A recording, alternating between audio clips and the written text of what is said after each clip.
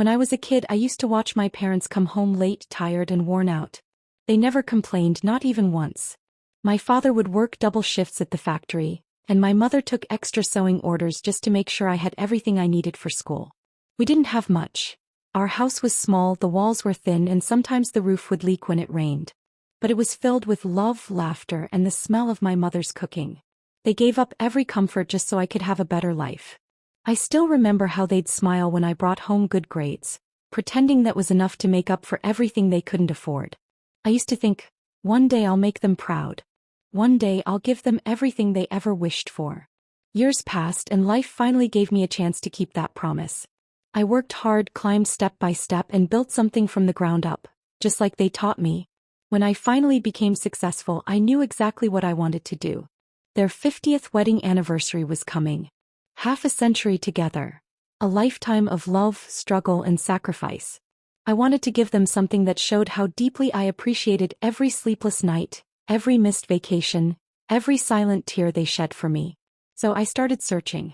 For weeks I looked at houses, big ones, fancy ones, but none of them felt right. Until one morning I found it. A beautiful seaside mansion standing on a hill, overlooking the same beach we used to visit when I was 5.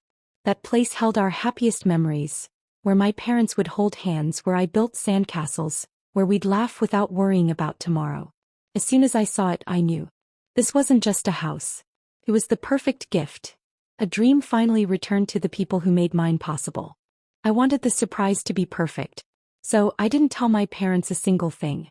I flew in quietly, talked to the real estate agent, and made sure every little detail was ready, from the furniture to the flowers in the garden. I even placed a small family photo on the living room table, just like the one we had in our old house. For a whole week I kept the secret to myself. Every time I called them, I had to act normal, pretending nothing special was coming. Inside, my heart was racing. I couldn't wait to see their faces. Then came the morning of their anniversary.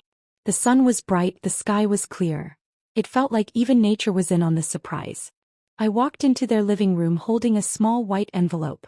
My mother smiled, thinking it was just a card.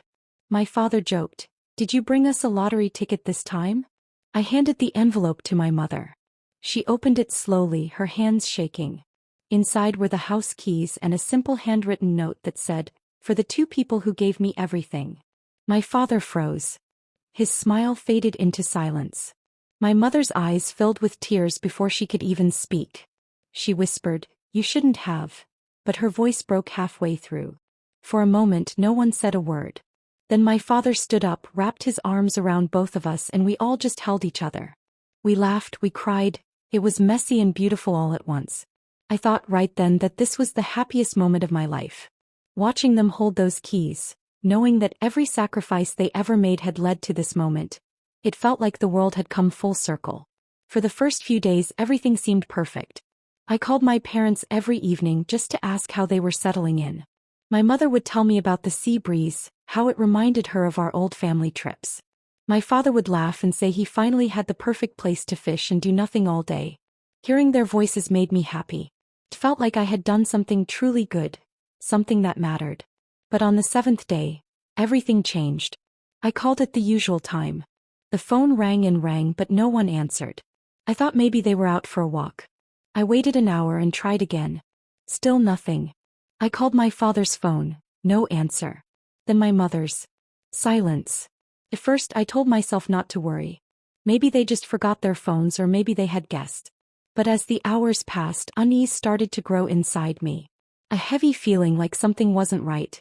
By evening I couldn't sit still anymore. My hands were shaking as I grabbed my keys and got in the car. The drive to the seaside mansion felt endless. Every turn of the road made my chest tighten a little more. When I finally reached the house, my heart nearly stopped.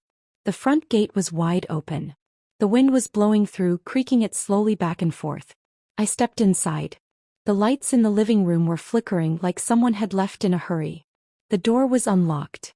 The air inside felt cold, empty. Something was wrong, terribly wrong. When I stepped inside the house, everything was quiet. Too quiet. The only sound I could hear was the distant crash of waves outside. I called out, "Mom? Dad?" But no one answered. My voice echoed through the hallways. Then as I walked toward the living room, I saw her. My mother was sitting on the couch, facing the ocean. The curtains swayed gently behind her, and the sunlight from the window touched her hair, but she didn't move. She just sat there, still silent and lost in thought. "Mom," I said softly. She turned her head slowly toward me. Her eyes were red like she'd been crying for hours. Her face looked pale, drained of all color. For a moment she just stared at me. Then she whispered, her voice trembling, "Why did you bring us here, son?" I blinked, confused. "What do you mean?" "It's your anniversary gift. The house." She looked back toward the ocean, her hands gripping the edge of the couch. "You shouldn't have bought this house," she said quietly, almost like she was speaking to herself. I froze where I stood. My heart started pounding. I didn't understand. This was supposed to be a dream come true, not a moment filled with fear and sadness. My mother didn't look at me when she started speaking. Her eyes stayed fixed on the waves outside, her voice low and tired. She said, "There's something you don't know, son. Something I hoped you would never have to find out." I felt my stomach tighten. "What do you mean?" I asked.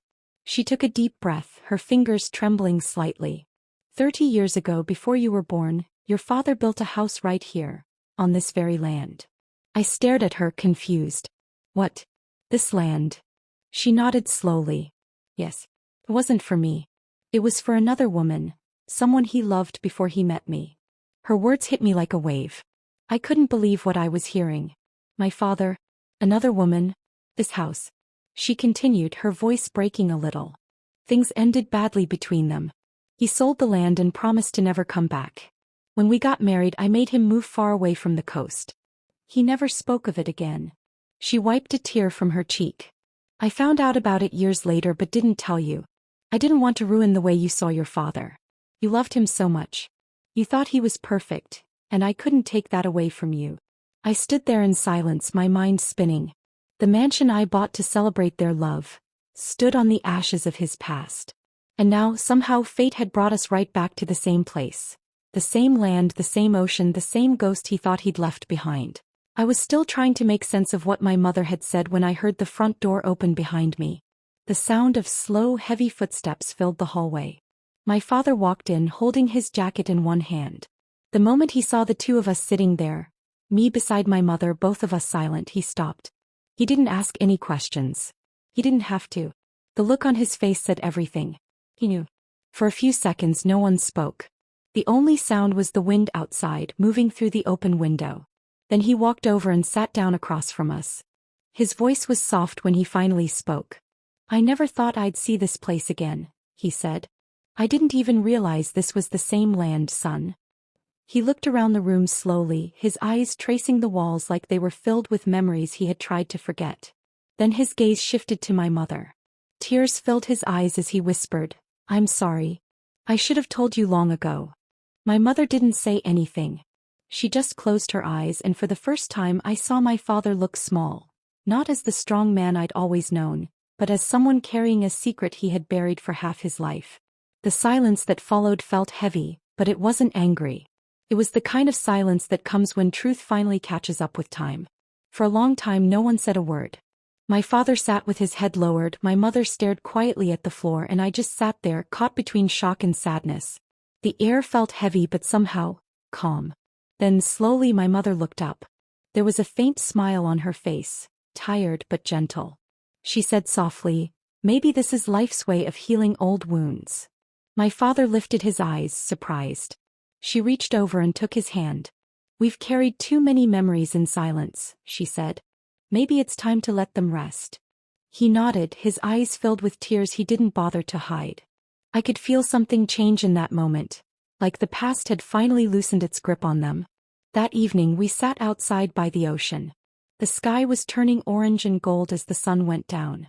The sound of the waves mixed with the quiet rhythm of our breathing. We didn't need to talk much. The three of us sat there, not as a perfect family but as a real one. Flawed, scarred, and still together. I looked at the house behind us and it no longer felt like just a mansion. It wasn't about the money or the surprise anymore. It had become something else, a second chance. A chance for forgiveness. A chance for truth. And a quiet, lasting peace that no gift in the world could ever replace. That night, as the waves whispered against the shore, I sat alone for a while, thinking about everything that had happened. The mansion, the secret, the pain, and somehow the peace that followed. I realized something in that quiet moment. Money can build walls, windows, and roofs, but it can't build a home. Because a real home isn't made of bricks or marble. It's made of forgiveness, of understanding, of love that survives even when the truth hurts. Sometimes the gifts we give don't just bring happiness. They uncover the truths we were never meant to find. And maybe that's not a bad thing. Maybe those truths are what bring us closer, what make us real. I still visit that seaside mansion often. Not for the view, not for the beauty of the ocean, but for the memory of that night. The night my family finally became whole. Not perfect, just whole. If you've ever given something from the heart, remember this. The real value isn't in how much it costs. It's not about numbers or price tags. It's about what that gift means. The love behind it. The story it carries. The emotions it unlocks. Because sometimes, a single act of love can open doors you never knew existed. To truth, to forgiveness, and to a kind of peace that no money could ever buy.